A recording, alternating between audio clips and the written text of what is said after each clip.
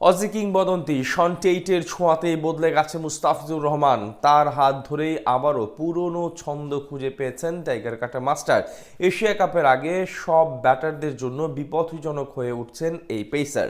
টুর্নামেন্টে তিনি হতে পারেন সেরা বোলার, সাথে ট্রফি জেতাতে পারেন বাংলাদেশকে। শন টেইটের ছোঁয়ায় মুস্তাফিজের বদলে যাওয়ার বাকিটা জানবো রিপোর্ট।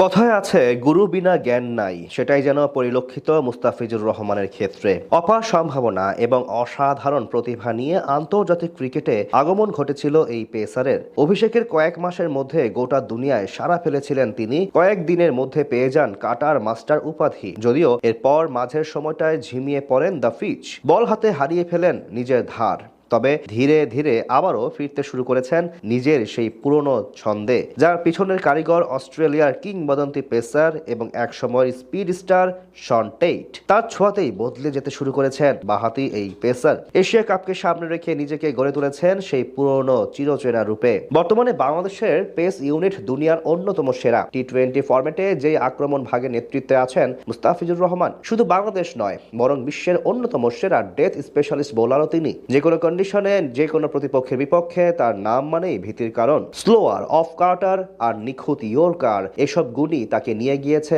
বিশ্বসেরাদের কাতারে। সম্প্রতি বল হাতে আরো বেশি পরিণত হয়েছেন তিনি, যার উদাহরণ সাম্প্রতিক সময়ের পরিসংখ্যান। সবশেষ 6 ম্যাচে একটিতেও দেননি 20-এর বেশি রান। এর মধ্যে এক ম্যাচে 4 ওভারে মাত্র 6 রান দিয়ে নিয়েছেন 2 উইকেট। এই সময়ে তার ঝুলিতে উঠেছে মোট 8 উইকেট। তার চেয়ে বড় কথা, চলতি বছর এখন অব্দি কোনো আন্তর্জাতিক টি-20 ম্যাচ হারেননি তিনি। এবার মুস্তাফিজের এমন বদলে যাওয়ার পেছনে বাকি কোচদের সঙ্গে শন টেইটের তুলনা করা যাক। গত বছর আন্দ্রে অ্যাডামসের আন্ডারে যেখানে তার বোলিং গড় ছিল 19-এর উপরে, সেটা শন টেইটের অধীনে কমে এসেছে মাত্র 11-তে। এছাড়া অবিশ্বাস্যভাবে এই বছর তার ইকোনমি রেট নেমে গেছে 4-এর নিচে, যেটা গেল বছর ছিল 8-এর কাছাকাছি। এমনকি সেরা কোচ খ্যাত অ্যালান ডোনাল্ডের সময়ও সেটা ছিল 6-এর উপরে, আর গড় ছিল যথাক্রমে 41 এবং 26 রান উইকেট প্রতি।